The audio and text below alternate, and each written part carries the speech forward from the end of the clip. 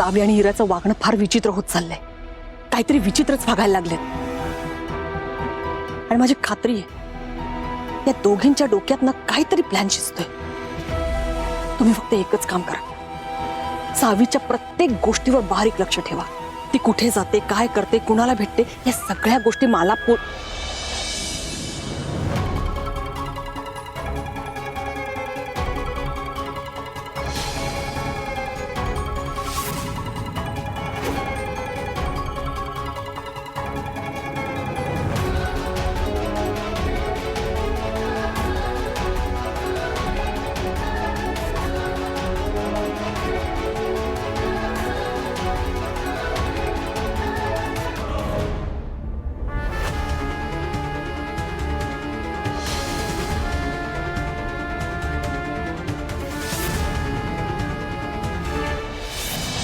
काय चाललंय या पुरीचं काही कळत नाही.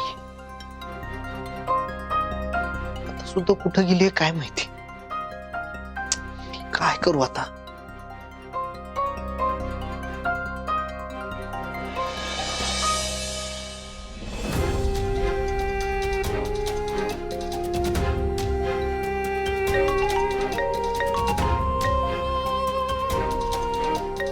धैर्यांचा फोन.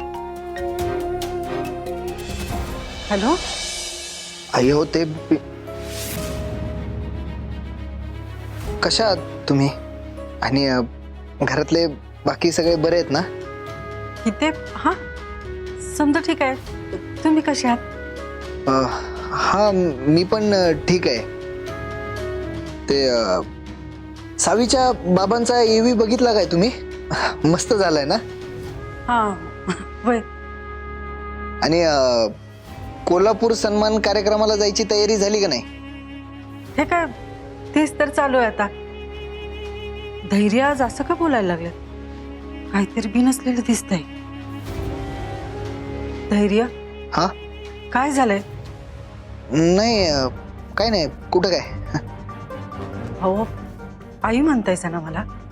तुमच्या मनात काहीतरी खळबळ चालू आहे एवढं पण समजणार नाही बाय मला.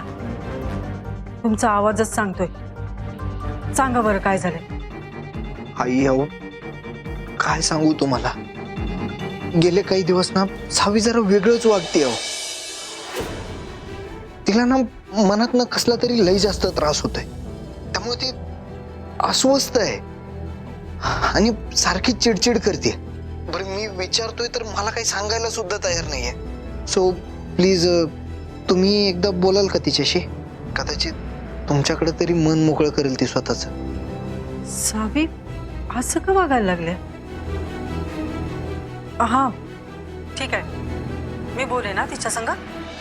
तुम्ही नका काळजी करू. हा ठेवू काय? हा ठेवा आणि काळजी घ्या.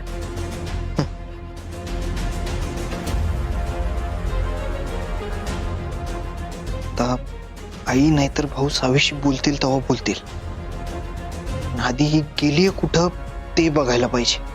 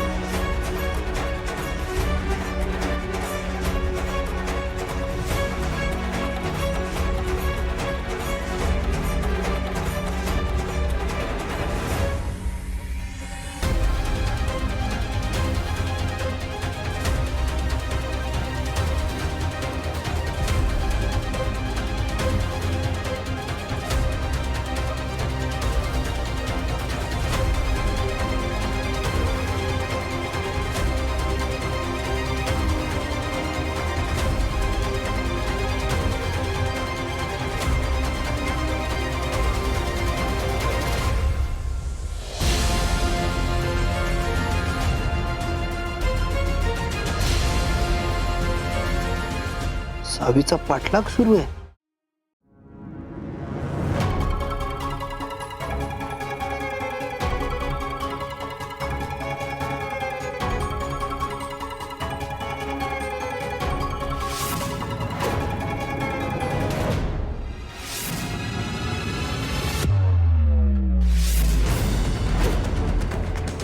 नाना, तुम्ही जेलमधून कधी सुटलात आणि इथं काय करताय?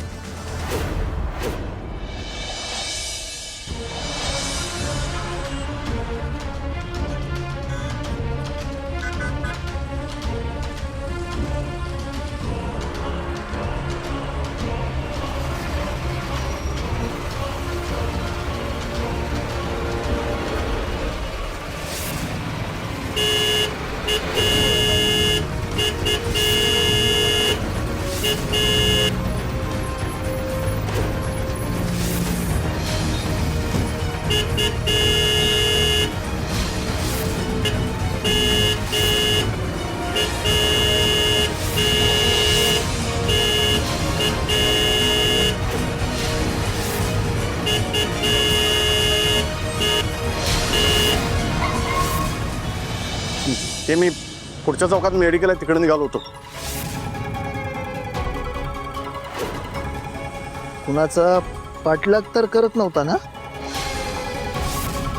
नाही नाही, मी कशाला पाठलाग करू? एकदा जेलची हवा खाऊन तेवढं बास की मला. आता मला कुठल्या लफड्यात अडकायचं नाही बघा. आता तसं मी घरातनं जास्त बाहेर पडत बी नाही.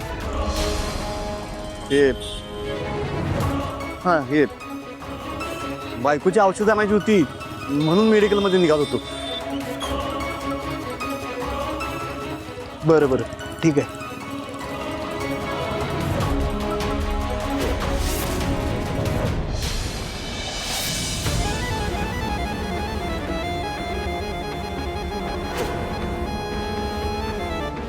हिरा, अगं काय चाललंय हे? ए, मला प्रश्न विचारायचे नाहीये. एवढं सांगितलंय ना तेवढं करायचं. 24 तास आहेत तुझ्याकडे, शेवटचे 24 तास. ह्या 24 तासात आहे ना, मी जे सांगितलंय ते झालं नाही तर मग काय होणार आहे हे तुला चांगलंच माहिती आहे. काय करायचंय ना ते लवकर करा.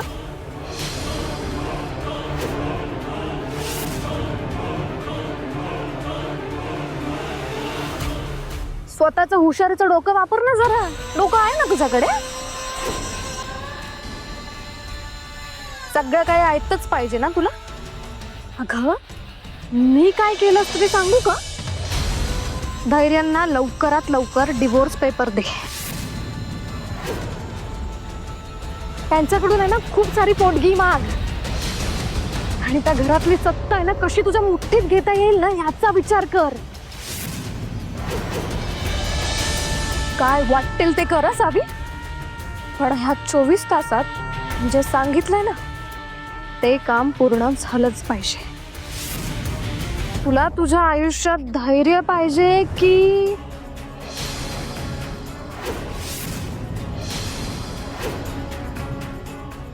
नाहीतर मगाशी फोनवर जो तू मेसेज बघितला ना तो आता इथेच तुझ्या डोळ्यासमोर घडत असेल. नाही,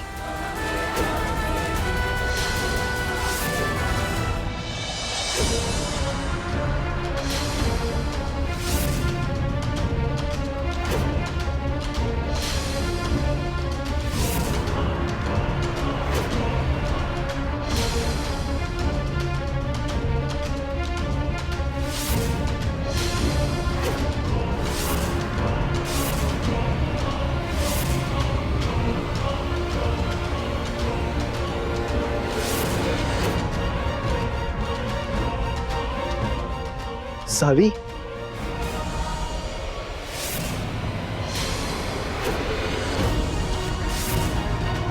सावी, काय झालं?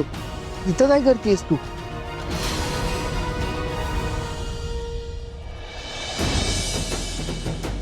सावी, काय बघतेस इकडे तिकडं? नाही, काही नाही. काही नाही. मग इथं काय करतेस? तुम्ही काय आता माझं पाठलाग करायला सुरुवात केली आहे का? नाही तसं काही नाही आहे. का नाहीये मग कसं? मग माझ्या मागं मागं इथपर्यंत कसं पोहोचलात तुम्ही? सावी, तू अचानक काही न सांगता घरातनं बाहेर पडलीस, त्यामुळे मला काळजी वाटत होती म्हणून सांगितलं ना तुम्हाला, नका करू माझी काळजी. तुमच्या डोक्यात शिरत नाही का? 1000 वेळा सांगितलं माझ्या मागं येऊ नका, माझ्या मागं येऊ नका, तरी तुमचं सुरूच आहे. अहो मला एकटीला सोडा की, सारखं काय मागं मागं असतं? सावी, हे बघ, उगाच गैरसमज करून घेऊ. मी काय करायचंय तुम्ही सांगायची गरज नाहीये मला. व्हा बाजूला.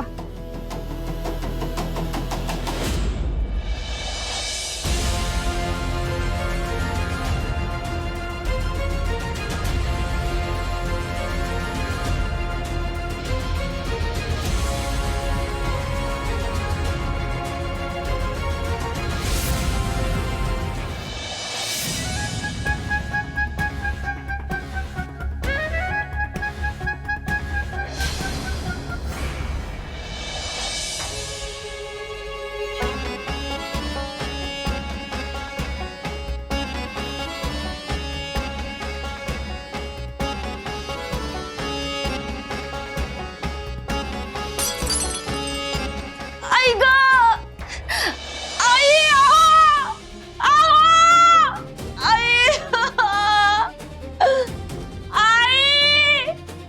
आई, आई ग, आई ग. दीपे दीपे दीपे हे दीपे दीपे काय होतंय? दीपे हळू हळू हळू हळू काय होतंय? काय होतं? काय होतं? काय होतं? काय होतं? लागलं. दीपे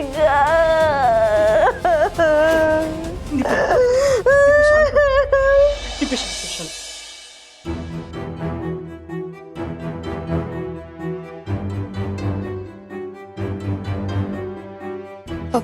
आई, अगं एवढ्या अर्जंट मध्ये का बोलवलंस? सावे, कशी आहेस तू बाळ? ठीक आहे मी. का ग? आईशीच खोटं बोलशील?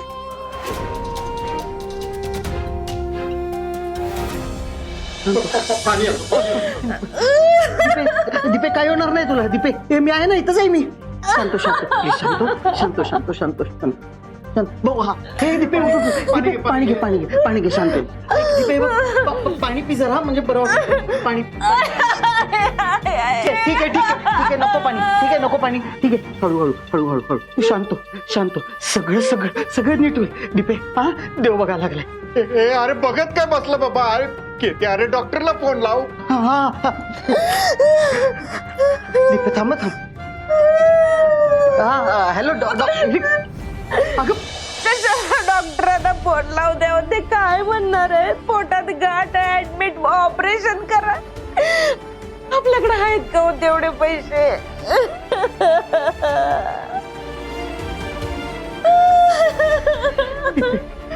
दीपे शांत हो. दीपे बघ, बाकी काही नाही, पण मी तुला आत्ता शब्द देतो, मला या जगात काय बी करायला लागलं की नाही तरी मी करीन. पण मी तुझं ऑपरेशन करेन दीपे. माझा शब्द आहे तुला. मी कुठने पण पैसा जमा करेन, पण तुझं ऑपरेशन केल्याशिवाय शांत नाही बसणार. शांत शांत. असं काय नाहीये. असं का विचारतेस तू? काय झालं? सावे, धैर्यन संग माझं बोलणं झालंय.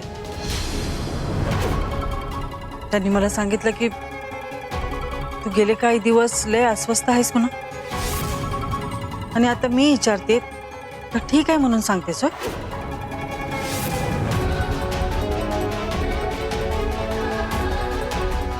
सावे, कसलं टेन्शन आहे सांग की.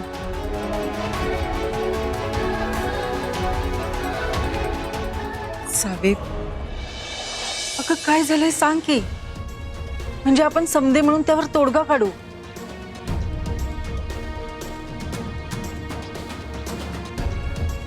सावे तुला लय चांगला नवरा मिळालाय बघ.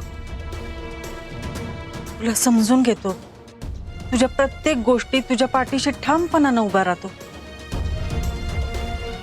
तुला माहिती सावे, तुझे पप्पा पण धैर्यांसारखेच माझ्या पाठीशी नेहमी उभे असायचे. तुझे पप्पा माझ्या आयुष्यात आले तेव्हापासून माझं आयुष्यच बदलून गेलं बघ. सावे, अगं आई वडिलांना अभिमान वाटावा अशी मुलं नसतात आजकाल. तू लय नशीबवान आहेस बघ. बोल सावे, बोल बाळा, काय झालंय सांग की. हा,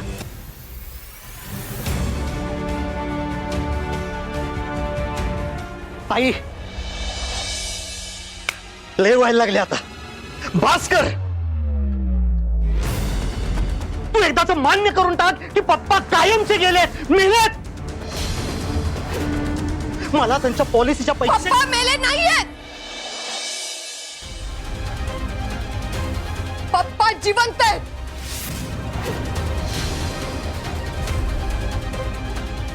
हो, पप्पा जिवंत आहेत.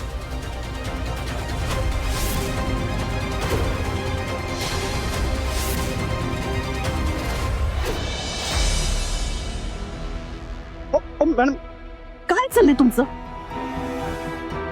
माझी दोन्ही मुलं ना काही कामाची नाहीयेत हे मला माहित होतच, पण तुम्ही नाना, तुमची पण गत ना तशीच झाली आता. अहो मॅडम, ऐन टायमाला तिथं धाकलं मालक आलो, मी तर काय करणार सांगा बघू.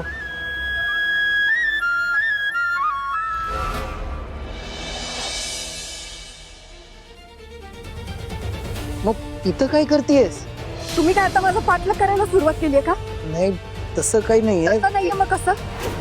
मग माझ्या मागं मागं इथपर्यंत कसं पोहोचलात तुम्ही? नका करू माझी काळजी.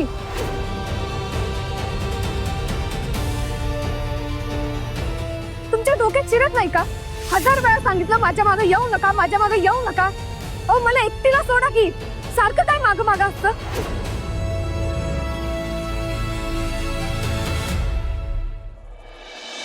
जिवंत आहेत?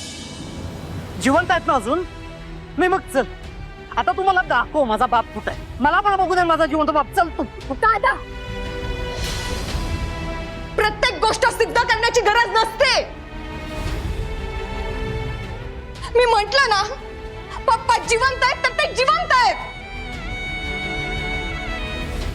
कधी कधी गोष्टींवर विश्वास ठेवायचा असतो. मन नावाची काही गोष्ट असते का नसते? भास्कर, बघाल तेव्हा आपले फालतूपणा सुरू करायचं. फालतू नाहीये. आपल्याला ती गोष्ट कळत नाही म्हणजे ती फालतू झाली का? असं म्हणून काय होत नसतंय सावे.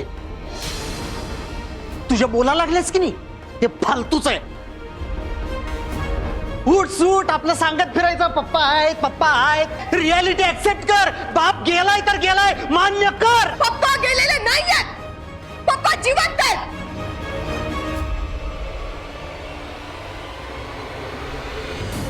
आणि लवकरच ते आपल्या सगळ्यांमध्ये असणार आहेत.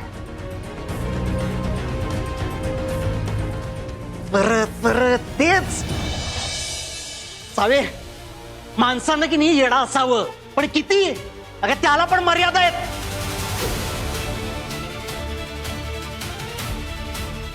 मेलेल्या माणसाला जिवंत करायला निघाल्या. दादा, अरे का कळना झालंय तुला? अशी काय अडचण आहे तुझी? हाय, लय मोठी अडचण आहे. तुला काय त्याच? इथं जी व्यक्ती गेलेली आहे त्याच्या नावावर लई पैसा आहे, आणि जी व्यक्ती धडधाकट जिवंत आहे त्याला औषधोपचाराशिवाय मारत सुटलाय. इथं माझी बायको, जिवंत बायको मरणाच्या दारात उभी आहे, आणि तुला मेलेल्या बापाची काळजी आहे. बस झालं दादा. सावे, तू मला सारखं सारखं. अहो, तुम्ही नका भांडू त्यांच्या बरोबर. मला जोपर्यंत सहन होते तोपर्यंत मी सहन करते,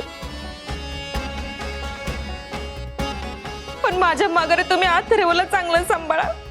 मला बाकी काय नको. दीपे,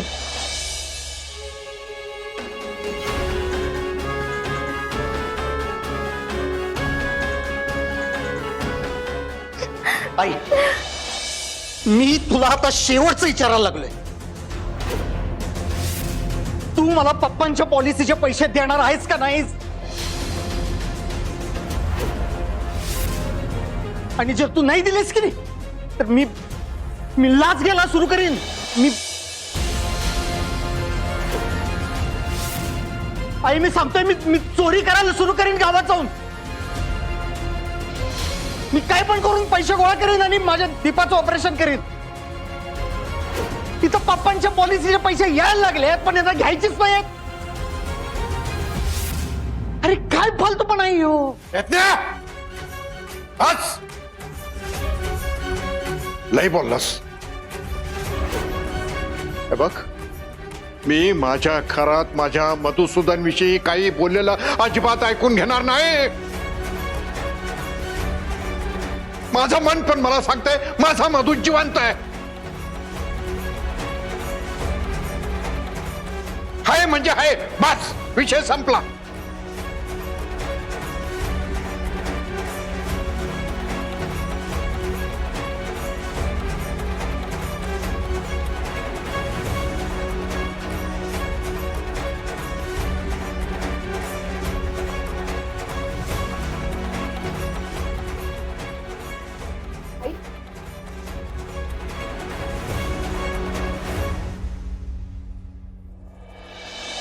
त्या इरा आणि सावीचं नेमकं काय चाललंय ना हे कळणं किती महत्वाचं आहे, कळतंय का तुम्हाला? ते जर का आपल्याला नाही कळलं ना तर त्याचे परिणाम आपल्या सगळ्यांना भोगावे लागणार आहेत, तेवढं लक्षात ठेवा. म्हणून सांगते, ती सावी काय करते यावर लक्ष ठेवा.